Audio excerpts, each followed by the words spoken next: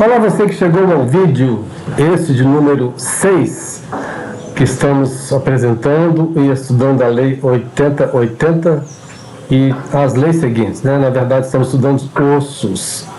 Primeiro, quero corrigir, aliás, como sempre fazemos, corrigir uma informação dada no vídeo anterior, quando eu disse que essa destruição do serviço público que quer nos atingir, falei do artigo 41, na verdade o artigo 41 é aquele que já coloca quais são as formas de demissão do serviço público. Eu queria me referir, na verdade, ao artigo 37, que fala dos cargos e empregos de funções públicas. A reforma administrativa, essa PEC 32, acaba com essa denominação função pública. São os decisores brasileiros e a investidura em cargo ou emprego depende de aprovação em concurso de provas ou provas de títulos. Para resumir, diremos que se votar sim, não volta não, ao senador e deputado. Se votar sim, não volta não. Mas vamos mudar de assunto. Queremos agora comentar uma coincidência que aconteceu ontem. Nos vídeos anteriores nós falamos da contaminação pelo Césio 137, isótopo Césio 137, produto derivado do urânio. E por acaso ontem vimos um vídeo colocado na internet, em 4 de setembro, chamado How One Handful of Powder Contaminated a Holy City. Como um punhado de pó contaminou uma grande cidade. E lá tem um documentário rápido, uns 20 minutos, que mostra a grandeza dos números da contaminação que aconteceu em Goiânia, na verdade em 1987, ou seja, antes do SUS, antes da Constituição, inclusive.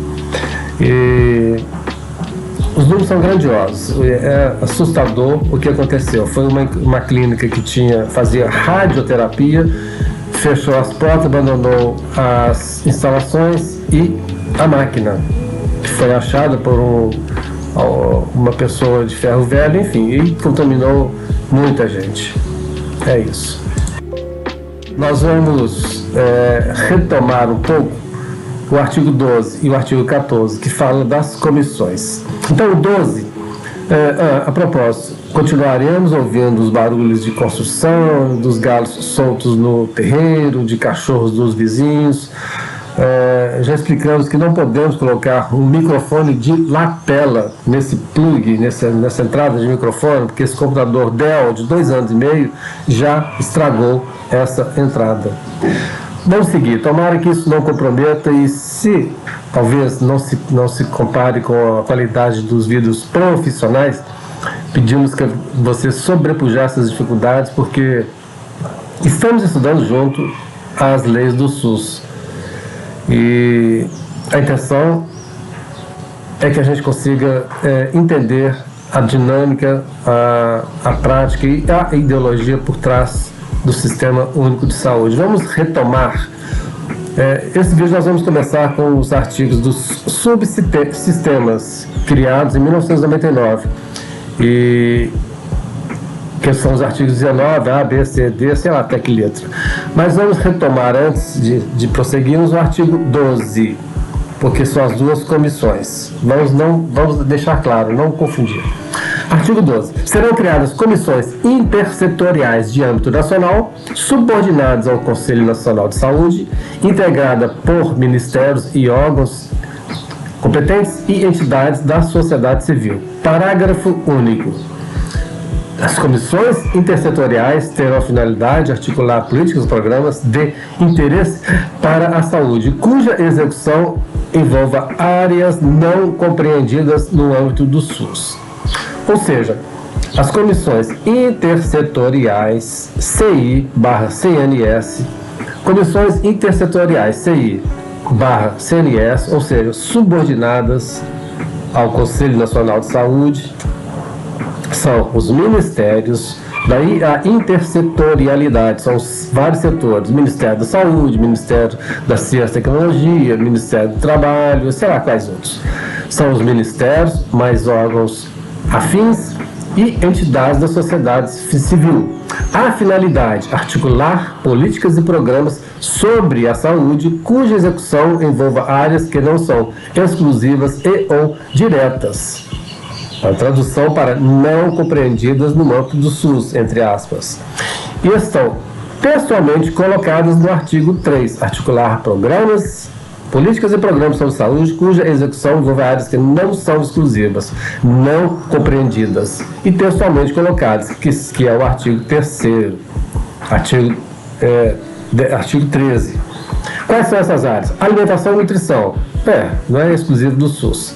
Saneamento e meio ambiente, também não é exclusiva do SUS. 3. Vigilância sanitária e farmacoepidemiologia. Não me pergunte por que está colocado aqui vigilância sanitária, mas está colocado. 4. Recursos humanos. 5. Ciência e tecnologia. 6. Saúde do trabalhador. Essas são a articulação, essas são as áreas não compreendidas no âmbito do SUS, que são o objeto dessa finalidade, articular políticas e programas, que são as comissões intersetoriais, subordinadas ao Conselho Nacional de Saúde. Comissões intersetoriais, então, tratar de assuntos que não são apenas SUS. Quais são? Alimentação, nutrição, saneamento, meio ambiente, vigilância sanitária, farmacoepidemiologia, recursos humanos, no SUS, claro, ciência, tecnologia e saúde do trabalhador. Esse é o artigo 13. E vamos para o artigo 14, para comentá-lo também. Deverão ser criadas comissões permanentes de integração entre serviços de saúde e instituições de ensino profissional e superior. Então, as comissões permanentes de integração, CPI, são serviços de saúde, mais as escolas. Existem várias escolas de ensino profissionalizante, principalmente para técnico de enfermagem. Por isso são escolas profissional superior. A finalidade: propor prioridades, métodos, estratégias da formação e educação continuada dos trabalhadores do SUS, pesquisa e cooperação técnica entre essas duas ou instituições, ou seja, integração, formação e prática. Então, a 12 fala de propor articulação entre as políticas de áreas que não são envolvidas diretamente no SUS. São as intersetoriais, entre os setores e subordinadas ao Conselho Nacional de Saúde. O artigo 14 são as comissões permanentes de integração: escola, saúde, saúde, escola, formação e prática. Muito bem. Acho que agora nós podemos... Não, antes de irmos para os artigos 19, o artigo 19, vamos repetir também sobre as atribuições de cada esfera de governo nesses assuntos que não são exclusivamente SUS. A alimentação e nutrição. A União, artigo 16, é formular, avaliar e apoiar políticas de alimentação e nutrição. Estados, artigo 17, coordenar e complementarmente executar ações e serviços de alimentação e nutrição. Artigo 18, os municípios, executar serviços de alimentação e nutrição. Como dissemos lá atrás, imaginamos que seja o SUS, a estratégia de saúde da família nas escolas, imaginando que seja isso, né? Alimentação e nutrição. União, formular, avaliar, apoiar. Estados, coordenar, e às vezes executar. Município, principalmente executar. Sobre alimentação e nutrição. Sobre vigilância sanitária, epidemiológica e saúde do trabalhador, vamos começar pelos municípios. Executar serviços de vigilância epidemiológica, vigilância sanitária, alimentação, nutrição e saúde do trabalhador. Claro. Estados, coordenar e às vezes executar vigilância epidemiológica, vigilância sanitária, alimentação e nutrição, saúde do trabalhador e acompanhar, avaliar, divulgar indicadores de mortalidade no seu território, no seu âmbito, no seu estado. Isso aí são as secretarias estaduais. A União, definir e coordenar sistemas de redes integradas de assistência de alta complexidade, rede de laboratório de saúde pública, definir e coordenar vigilância epidemiológica, definir e coordenar vigilância sanitária, coordenar e participar da execução das ações de vigilância epidemiológica. Então não tem como ficar muito difícil. A União, cabe à União um arco maior, um guarda-chuva no qual caibam o que faz o Estado e os municípios. Os municípios executam, os estados coordenam, às vezes executam, e a União define e coordena e participa. É isso aí. Muito bem. Tem mais aqui? Sim. Vigilância sanitária em portos, aeroportos e fronteiras, é claro. O Ministério da Saúde estabelece normas e executa. Os estados colaboram com a União na execução. E os municípios colaboram com a União e ou estados na execução. Gestão do sistema próprio. A União promove descentralização para as unidades federadas e para os municípios das AASS. A União identifica serviços estaduais e municipais de referência nacional para dar padrões técnicos. A União acompanha, controla e avalia as ações do serviço de saúde, respeitadas as competências de cada ente. A União elabora o planejamento estratégico nacional, no âmbito do SUS, claro, em cooperação técnica com estados, municípios e IDF. Sim. Aos estados, promove descentralização para os municípios dos serviços das ações. Claro, à época. Os estados acompanham, controlam e avaliam as redes hierarquizadas do SUS no seu território. Os estados identificam estabelecimentos hospitalares de referência e gerem sistemas de alta complexidade de âmbito estadual. Os estados estabelecem normas em caráter suplementar para o controle e avaliação de ações e serviços de saúde. E os municípios também fazem planejamento, a programação da organização da sua rede, em articulação com a direção estadual, ou comissões intergestoras bipartite.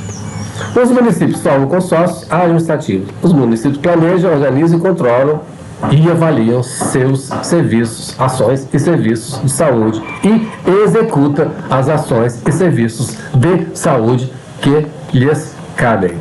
Muito bem. Agora, finalmente, nós vamos entrar no artigo 19. O artigo 19 diz que o Distrito Federal, ao Distrito Federal compete fazer o que estados e municípios fazem. Nós vamos entrar no capítulo 5 de vários subsistemas de saúde que foram incluídos pela Lei 9836 de 1999. Artigo 19A. Fala do subsistema de atenção à saúde indígena. Artigo 19A. Ações e serviços de saúde, ASS, voltados para atendimento das populações indígenas em todo o território nacional, coletiva ou individualmente, obedecerão ao disposto nesta lei. Artigo 19B. É instituído um subsistema de atenção à saúde indígena, componente do SUS, criado e definido por esta lei e pela 8.142, que fala dos conselhos. Vamos ver logo após a 8080, com o qual funcionará em perfeita integração. Artigo 19C. Caberá à União, com seus recursos próprios, financiar subsistema de atenção à saúde indígena. Artigo 19D. SUS promoverá a articulação do subsistema instituído por esta lei com os órgãos responsáveis pelas políticas indígenas do país, FUNAI e ONGs, né? Artigo 19 Estados, municípios, outras instituições governamentais e não governamentais poderão atuar complementarmente no custeio e execução das ações. Essa lei da época do Fernando Henrique Cardoso, que também criou as OCIP, Organizações Sociais de Interesse Público, uma forma de privatizar as políticas públicas. Sigamos. Parágrafo 1º do artigo 19 União instituirá mecanismo de financiamento específico para estados, DF e municípios, sempre que houver necessidade de atenção secundária e terciária fora dos territórios indígenas. Incluído pela Lei 14.021 de 2020, da atual legislatura. Parágrafo 2º. Em situações emergenciais e de calamidade pública, também incluído agora, 1. A União deverá assegurar aporte adicional de recursos não previstos nos planos de saúde dos distritos sanitários especiais indígenas ao subsistema de atenção à saúde indígena. 2. Deverá ser garantida a inclusão dos povos indígenas nos planos emergenciais para atendimento dos pacientes graves das secretarias municipais e estaduais de saúde, explicitados os fluxos e as referências para o atendimento em tempo oportuno. Que bonito na lei, né? Artigo 19F. Dever-se-á obrigatoriamente levar em consideração a realidade local e as especificidades da cultura dos povos indígenas e o modelo a ser adotado para atenção à saúde indígena, que se deve pautar por uma abordagem diferenciada e global, contemplando aspectos de assistência à saúde, saneamento, nutrição, habitação, meio ambiente, demarcação de terras, educação sanitária e integração institucional. Essa também é a lei em 99. Artigo 19G. Subsistema de atenção à saúde indígena deverá ser, como o SUS, descentralizado, hierarquizado e regionalizado. E as pessoas desse grupo também têm direito à participação nos conselhos de saúde.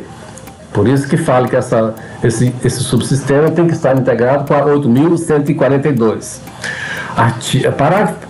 Parágrafo 1º do artigo 19G. O subsistema que trata o caput deste artigo terá como base os distritos sanitários especiais indígenas. Parágrafo 1º-A. Rede do SUS, isso foi incluído agora, deverá obrigatoriamente fazer o registro e a notificação da declaração de raça, cor, garantia da identificação de todos os indígenas atendidos nos sistemas públicos de saúde. Parágrafo 1º-B. A União deverá entregar o sistema de informação da rede do SUS com os dados do subsistema de atenção à saúde indígena, colocado agora também, em 2020. Parágrafo 1º-B, também agora. A União deverá integrar sistemas de informação da rede do SUS com os dados do subsistema de atenção à saúde indígena. Parágrafo 2º, o SUS servirá de retaguarda e referência ao subsistema de atenção à saúde indígena, devendo para isso ocorrer adaptações na estrutura e organização do SUS nas regiões onde residem populações indígenas, para propiciar integração e atendimento necessário em todos os níveis, sem discriminações. Artigo da Lei de 1999.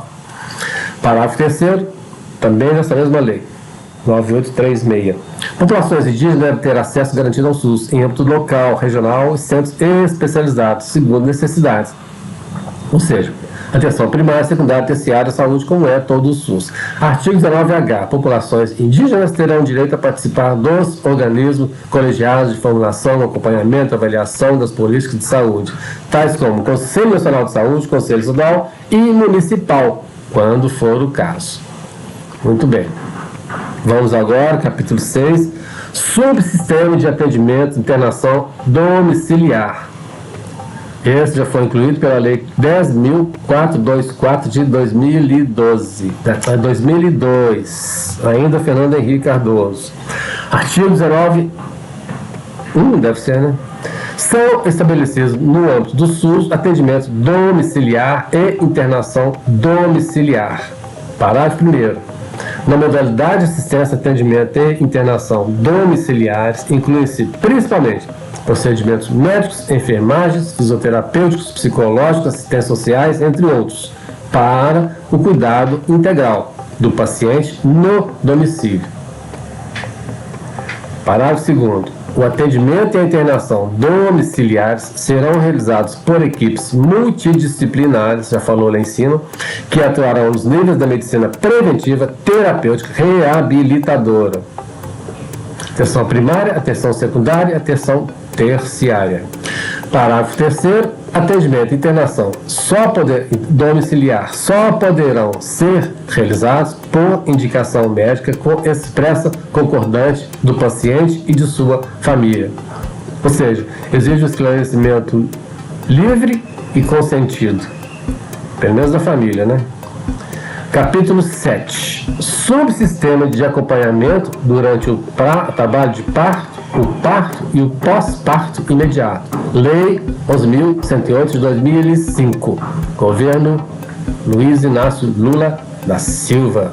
Artigo 19J. Serviços de saúde do SUS, da rede própria ou conveniada, ficam obrigados a permitir a presença junto à parturiente de um acompanhante durante todo o período de trabalho de parto, do parto e no pós-parto imediato. Então, os serviços da rede própria do SUS ou conveniada. Os privados, cada um faz do seu jeito, mas se foi conveniado, tem que atender ao SUS da forma que o SUS se regulamenta. Parágrafo 1º do artigo 19J. O acompanhamento de que trata o caput deste artigo será indicado pela parturiente. Parágrafo 2º. As ações destinadas a viabilizá-lo pleno exercício dos direitos que trata este artigo constarão do regulamento da lei a ser elaborado pelo órgão competente do Poder Executivo. Eu não sei qual lei foi depois feita, mas por certo foi feita, principalmente nessa época de governos democráticos e populares. Parágrafo 3º. Ficam os hospitais de todos os países obrigados a manter local visível de suas dependências, avisos informando sobre o direito estabelecido no caput deste artigo. Naturalmente, os hospitais privados estão fora dessa obrigação. E os hospitais privados com capital estrangeiro, já que foi permitido, também estão fora. Artigo 19L, vetado, capítulo 8, incluído pela Lei 12.401 de 2011. Governo Dilma Rousseff. Assistência terapêutica e incorporação de tecnologia em saúde. Pouco provável que caia alguma questão, mas vamos ler. Artigo 19M. Assistência terapêutica integral, a que se refere a linha D do inciso 1 do artigo 6º, consiste em... Vamos lá buscar, então, o artigo 6º. Estamos, então, no subsistema de assistência terapêutica e incorporação de tecnologia em saúde. Artigo 19M, assistência terapêutica integral, a que se refere a linha D do inciso 1 do artigo 6º, consiste em... Vamos ler o artigo 6º. Estão incluídos ainda no campo de atuação do SUS a execução de ações de vigilância sanitária, vigilância epidemiológica, saúde do trabalhador e assistência terapêutica integral, inclusive farmacêutica. Então, assistência terapêutica integral a que se refere este item significa 1. Dispensação de medicamentos e produtos de interesse para a saúde, cuja prescrição esteja em conformidade com as diretrizes terapêuticas definidas em protocolo clínico para a doença ou agravo à saúde a ser tratado e, na falta de protocolo, em conformidade com o disposto no artigo 19P abaixo. Essa relação se chama RENAME, Relação Nacional de Medicamentos. As prescrições estejam em conformidade com as diretrizes terapêuticas definidas em protocolo clínico e os medicamentos têm que estar na RENAME, Relação Nacional de Medicamentos. 2. Oferta de procedimentos terapêuticos em regime domiciliar, ambulatorial, hospitalar, constantes das tabelas elaboradas pelo gestor federal do SUS, realizados no território nacional por serviço próprio, conveniado ou contratado. Artigo 19N. Para os efeitos do disposto no artigo anterior, o N, são adotadas as seguintes definições. 1. Produtos de interesse para a saúde. Órteses, próteses, bolsas, coletores, equipamentos médicos. Órteses é para corrigir, próteses são para suprir uma falta. Protocolo clínico e diretriz terapêutica. 2. Inciso 2. Documento que estabelece critérios para o diagnóstico de doença ou agravo, o tratamento preconizado, os medicamentos e demais produtos, quando couber. Posologias recomendadas, mecanismos de controle clínico, acompanhamento e verificação dos resultados, a serem seguidos pelos gestores do SUS. Isso é o protocolo clínico e diretriz terapêutica. Artigo 19O. Protocolos clínicos e diretrizes terapêuticas deverão estabelecer os medicamentos e produtos necessários nas diferentes fases evolutivas da doença ou do agravo, bem como os indicados em caso de perda de eficácia e surgimento de intolerância à reação adversa relevante, provocados pelo medicamento usado. Parágrafo único. Em qualquer caso, medicamentos, produtos que tratam o caput deste artigo serão aqueles avaliados quanto à sua eficácia, segurança, efetividade, custo, efetividade. Custo-efetividade é um parâmetro usado para serviço público. Tem nada que ver com custo-benefício dos serviços da vida privada, da vida na privada. as diferentes fases evolutivas. Artigo 19P da FAO do protocolo clínico ou diretriz terapêutica, dispensação será realizada com base com base nas relações de medicamentos instituídos pelo gestor federal. Rename foi instituído depois. Hoje se chama Rename. Observada competências estabelecidas nesta lei e responsabilidade pelo fornecimento será pactuado na CIT, Comissão Intergestores Tripartite. 2. No âmbito de cada estado, distrito de forma suplementar, com base nas relações de medicamentos instituídos pelos gestores estaduais do SUS, a responsabilidade pelo fornecimento será pactuada na CIRI, Comissões Intergestores Bipartite. 3. Inciso 3. No âmbito de cada município, de forma suplementar, com base nas relações de medicamentos instituídos pelos gestores municipais do SUS, e a responsabilidade pelo fornecimento será pactuada no Conselho Municipal de Saúde. Artigo 19Q. A incorporação, exclusão, alteração de novos medicamentos, produtos, procedimentos ou constituição ou alteração de protocolo clínico, diretriz terapêutica são atribuições do Ministério da Saúde, assessorado pela Comissão Nacional de Incorporação de Tecnologias do SUS. Essa comissão é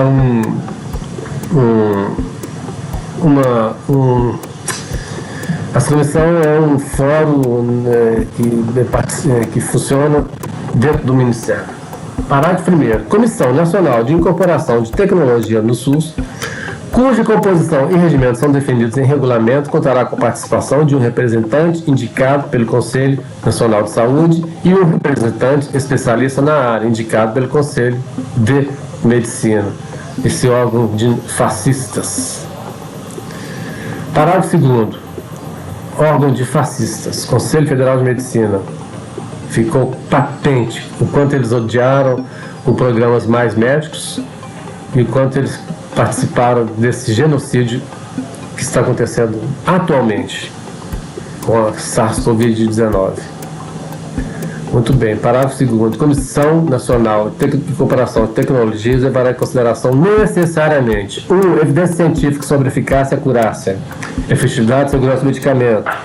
2. Avaliação econômica comparativa dos benefícios e dos custos em relação às tecnologias já incorporadas, inclusive para atendimento domiciliar. 19. Incorporação, exclusão, alteração que se refere ao artigo 19Q serão efetuados mediante instalação de processo administrativo a ser concluído em 180 dias, desde que foi protocolado, admitida a prorrogação por mais 90. Tanto RENASES quanto RENAME, Relação Nacional de Ações e Serviços de Saúde, Relação Nacional de Medicamento, podem ser acrescentadas por estados e por municípios. Parágrafo 1º. O processo que trata deste artigo observará o que está disposto na lei tal. Como eu disse, é muito chato, muito próprio, muito específico. Raramente vão perguntar alguma coisa dessas, mas vamos continuar lendo. 1. Apresentação pelo interessado, documentos, cabidos, realização de consultas. Eu vou seguir, vamos seguir. São vedados. Artigo 19T. São vedados todas as esferas de gestão do SUS, incluído pela Lei 12.401 de 2011, governo Dilma, sabemos lá, sabe-se lá por quê. Artigo 19T. São vedados em todas as esferas de gestão do SUS: 1. Pagamento, ressarcimento, reembolso de medicamento, produto, procedimento clínico, cirúrgico, experimental ou de uso não autorizado pela Anvisa.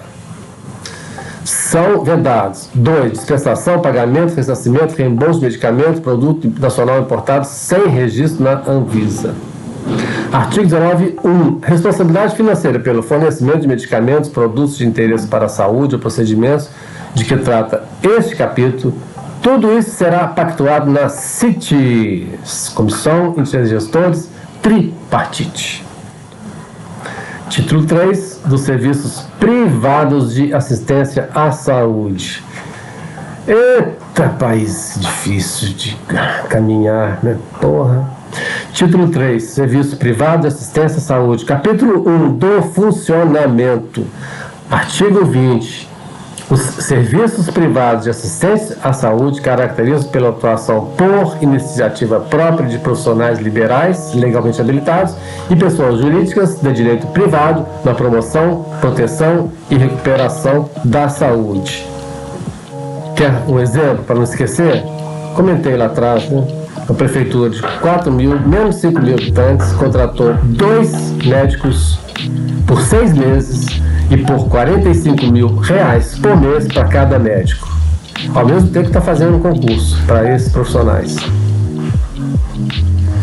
Para não esquecer, essa possibilidade de contratar privadamente profissionais liberais e pessoas jurídicas de direito privado na promoção, proteção e recuperação da saúde. Claro que esses 2 profissionais estão usando o CNPJ, porque 45 mil é mais do que ganha um ministro do Supremo Tribunal Federal.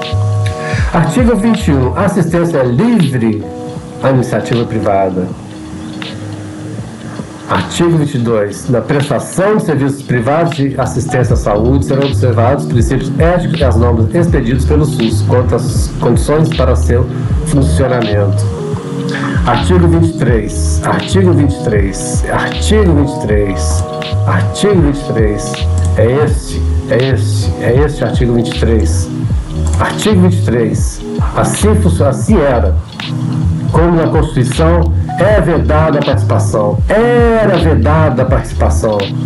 Porque a senhora Dilma Rousseff, entregando os anéis, como dissemos, para não interligar os dedos, assinou a lei que agora diz, artigo 23, é permitida a participação direta ou indireta, inclusive controle de empresas do capital estrangeiro na assistência à saúde. Lei 13.097 de 2015. Quando estava na presidência da Câmara, o bandido conhecido por Eduardo Cunha e as suas pautas bomba. Tudo para inviabilizar o governo que havia. Não por acaso, um ano depois veio o golpe. Enfim. Ô desgraça. Artigo 23. É permitida a participação direta ou indireta, inclusive controle de empresas ou de capital estrangeiro na assistência à saúde, assim. 1. Doações de organismos internacionais vinculados à ONU, de entidades de cooperação técnica e financiamento e empréstimos. Tudo incluído por essa lei. 2. Pessoas jurídicas destinadas a instalar ou operacionalizar ou explorar. A. Hospital geral, inclusive filantrópico, hospital especializado, policlínica, clínica geral e clínica especializada. Que maravilha! E ainda depois contrata o SUS, né? Que maravilha! B. Ações e pesquisas de planejamento familiar. Nesses casos, pode vir, gente, pode vir. Chinês, americano, alemão, pode vir os capitais de todos os lugares. 3. Serviços de saúde mantidos sem finalidade lucrativa por empresas para atendimento de seus empregados dependentes e qualquer outro para a Seguridade Social. Claro, isso é permitido, era permitido, e claro, as empresas que cuidem dessa forma de seus serviços mantidos por essas empresas. 4. Demais casos previstos em legislação específica. Que maravilha, ainda fica aberto mais demais casos. Muito bem, sigamos. Capítulo 2 da participação complementar. Artigo 24. Quando as suas disponibilidades forem suficientes para garantir a cobertura assistencial, o SUS pode recorrer a serviços ofertados pela iniciativa privada. É muito maravilhoso. Parágrafo 1. Participação complementar dos serviços privados será formalizada mediante contrato ou convênio, observado a respeito às normas de direito público. Organizações sociais, como bem-vindas vocês foram, né? Contratam, criam as organizações, recebem a verba no atacado, depois contratam profissionais sem concurso público, depois diz que custou tanto, o serviço tal. Que maravilha, que mundo maravilhoso para a bandidagem. Artigo 25. Na hipótese do artigo anterior, as entidades filantrópicas e sem fins lucrativos terão preferência para o SUS. Artigo 26. Critérios e valores para remuneração de serviços, parâmetros de cobertura assistencial serão estabelecidos pela direção do SUS. Já vimos. Parágrafo 1º do artigo 26. Na fixação de critérios, valores, formas de ajuste, pagamento e remuneração, A direção nacional fundamenta seu ato em demonstrativo econômico-financeiro que garanta a efetiva qualidade da execução dos serviços. Parágrafo 2º do artigo 26, serviços contratados submeter-se-ão às normas técnicas, administrativas e princípios e diretrizes do SUS. Parágrafo 4. Proprietários, administradores e dirigentes de serviços contratados é vedado exercer cargo de chefia, função de confiança no SUS. A dissolução administrativa, PEC 32, acaba com essa proibição. Título 4. Recursos humanos. A política de recursos humanos na área de saúde será formalizada e executada articuladamente por diferentes esferas de governo, em cumprimento aos seguintes objetivos. Recursos humanos, trabalhadores do SUS, artigo 27, inciso 1. Organização de sistemas de formação de RH em todos os níveis de ensino, inclusive pós-graduação, além da elaboração de programas de permanente aperfeiçoamento de pessoal. Fiocruz, principalmente, participa demais desse aperfeiçoamento. Inciso 2, 3 vetados. Inciso 4, valorização da dedicação exclusiva ao serviço do Sistema Único de Saúde. Prefeituras do Nordeste fazem concurso e oferecem um salário mínimo para nível superior do SUS. É realidade. Depois do golpe, tudo é possível. Não esquecendo que todos os salários vinham aumentando, principalmente o salário mínimo vinha aumentando, aumentou 70% nos anos do PT, 70% em relação ao dólar nos anos do PT, porque era reajustado anualmente com a inflação mais variação do PIB, algo assim, política que acabou. Parágrafo 1. Serviços públicos que integram o SUS constituem campo de prática para ensino e pesquisa mediante normas específicas elaboradas conjuntamente com o sistema educacional. Hospitais universitários. Artigo 28. Cargos e funções de chefia, direção e assessoramento no âmbito do SUS só poderão ser exercidos em regime de tempo integral. Parágrafo 1º do artigo 28. Servidores que legalmente acumulam 2 cargos ou empregos poderão exercer suas atividades em mais de um estabelecimento do SUS, desde que haja disponibilidade, porque o que se vê... Bom, parar de criticar e continuar isso aqui, porque o que se vê são médicos, vários médicos em vários estratégias de saúde da família. Tem que fazer 8 horas por dia. Como é que faz 8 horas por dia? Ainda que fosse 2 cidades no mesmo prédio. Parágrafo 2º. Disposto no artigo anterior, aplica-se também aos servidores em regime de tempo integral, com exceção dos ocupantes de cargo ou função de chefia. Parágrafo 1º do artigo 28. Poderão cargos de funções de chefia no âmbito SUS só poderão ser exercidos em tempo integral. Claro, o chefe tem que ficar o dia inteiro. Parágrafo 1º, servidores que legalmente acumulam 2 cargos ou empregos podem exercer sua atividade em mais de um estabelecimento do SUS. Parágrafo 2º, o disposto aqui aplica-se também aos servidores em regime de tempo integral, com exceção dos ocupantes de cargos ou função de chefia. Tempo integral, é cada um. Só se a pessoa trabalha de dia e de noite. De dia e de noite. Pode ser de dia e noite no hospital, vai lá para dormir. Artigo 30. As especializações na forma de treinamento e serviço sob supervisão serão regulamentadas pela Comissão Nacional, instituída de acordo com o artigo 12. Garantida a participação de entidades profissionais. Lembramos muito bem do artigo 12. Especializações na forma de treinamento em serviço sob supervisão serão regulamentadas pela Comissão Nacional, instituída de acordo com o artigo 12 desta lei. Título 5 fala do financiamento. Nós vamos dar uma parada.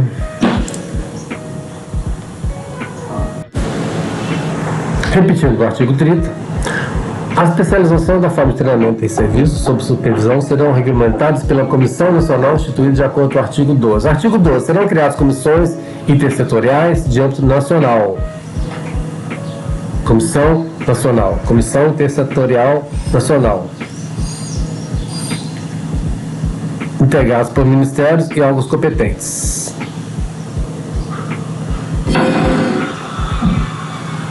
Então, o artigo 30 diz: as especializações da forma de treinamento e serviço serão regulamentadas por Comissão Nacional instituída de acordo com o artigo 12.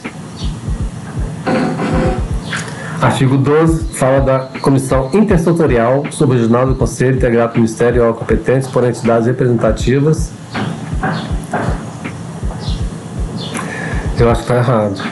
Acho que nunca ouvi falar, mas acho que está errado. Vamos dar uma paradinha aqui. Então, retomando, já que surgiu um início de dúvida em relação ao que diz o artigo 30, vamos relê-lo.